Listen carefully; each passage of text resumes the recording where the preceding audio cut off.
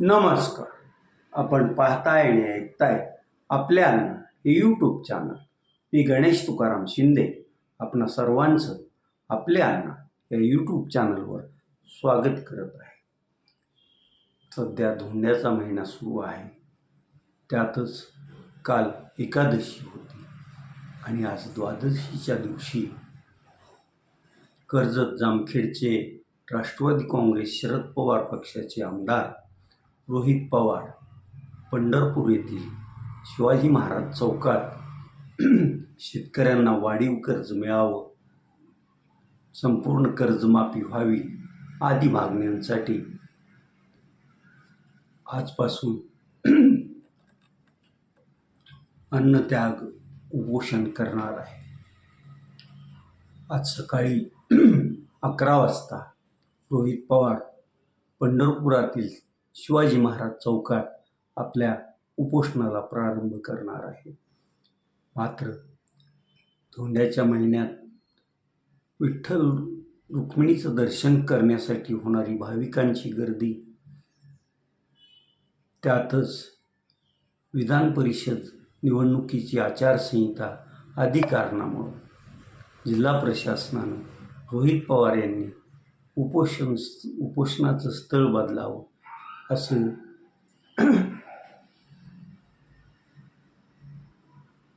सोलापूरचे जिल्हाधिकारी यांचं म्हणणं आहे.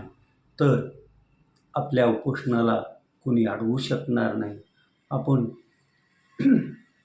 शेतकऱ्यांसाठी उपोषण करणार आहोत. त्यामुळं ज्या ठिकाणी आपण उपोषण करायचं ठरवलंय त्याच ठिकाणी आपण उपोषण करणार अशी भूमिका रोहित पवार यांनी घेतली आहे. तसा रोहित पवार हे राष्ट्रवादी शरदचंद्र पक्षाचं उपोषण म्हणून हे उपोषण करणार नाही, तर ते वैयक्तिक उपोषणाला बसणार आहे. तरीही त्यांना सोलापूर जिल्ह्यातील राष्ट्रवादी शरदचंद्र पवार पक्षाच्या आमदारांनी पाठिंबा दिला असून आम्ही शेतकऱ्याची मुलं आहोत आणि या रोहित पवार यांच्या उपोषणाला आमचा पाठिंबा असेल आणि आम्ही त्या उपोषणात सहभाग घेऊ असंही म्हणलेलं आहे.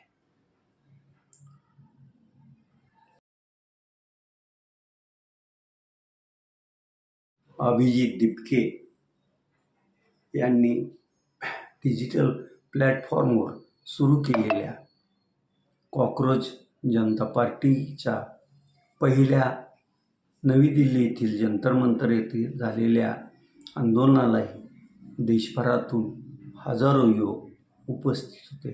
काल त्यांनी पुणे येथील सावित्रीबाई फुले पुणे विद्यापीठाच्या प्रांगणात आंदोलन आयोजित केलं होतं. दुपारी 4ला त्यांनी आंदोलनाची वेळ दिली होती आणि आंदोलन शांततापूर्ण मार्गाने होईल असं म्हणलं होतं आणि अगदी तसं ते आंदोलन पारही पडलं. या आंदोलनासाठी महाराष्ट्रातून तर असंख्य, त्याचबरोबर देशातील काही भागातून आलेले कॉक्रोच जनता पार्टीचे समर्थक पण होते. या आंदोलनाला न भूतो न भविष्यतो असा प्रतिसाद मिळाल्याचं तेथील छायाचित्रातून वाटतंय. आता या आंदोलकांनी परीक्षा पद्धतीत बदल करा, नीट परीक्षा आणि इतर परीक्षांचे जे पेपर फुटले त्याबद्दल केंद्रीय शिक्षण मंत्री धर्मेंद्र प्रधान यांचा राजीनामा घ्या, त्यांनी राजीनामा द्यावा अशा मागण्या केल्या होत्या.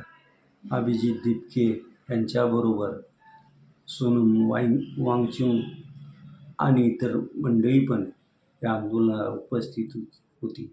या आंदोलनात एक अनुचित प्रकार घडला आणि अभिजित दिपके यांच्या समर्थकांशी एका अनाहूत युवकानं येऊन बाचाबाची केली असा कळत आहे. आता अभिजित दिपके हे 20 जूनपासून परत जंतर मंतरवर आंदोलन करणार आहेत आणि हे आंदोलन जोपर्यंत धर्मेंद्र प्रधान शिक्षण मंत्री म्हणून राजीनामा देत नाही तोपर्यंत आमचं आंदोलन सुरूच राहील असं त्यांचं म्हणणं आहे. आणि या आंदोलनाच्या पूर्वतयारीसाठी ते आता बेंगलोर, लखनौ, कानपूर, कोलकाता आदी ठिकाणी भेटी पण देणार असल्याचं कळत आहे.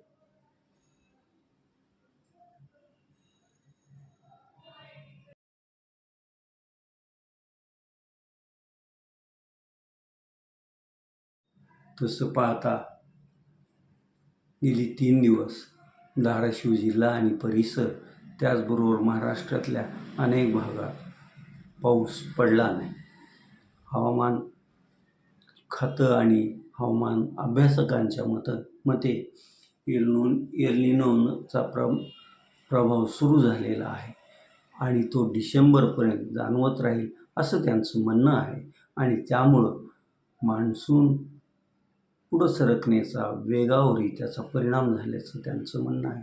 तरीही काही हवामान तज्ज्ञांच्या मते येत्या 4-5 दिवसात संपूर्ण महाराष्ट्राला मान्सून व्यापून टाकेल आणि साधारण 15 जूननंतर धुवाधार पाऊस पडेल.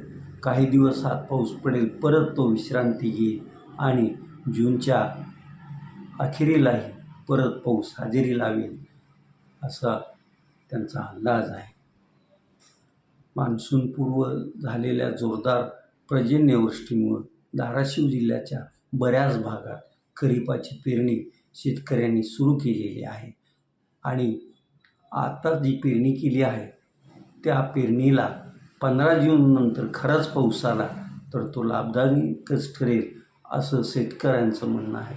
आता आपण इथं थांबूया. तुम्ही आपल्या यूट्यूब चॅनल सबस्क्राईब करा, लाईक करा आणि कमेंट्स पण. धन्यवाद.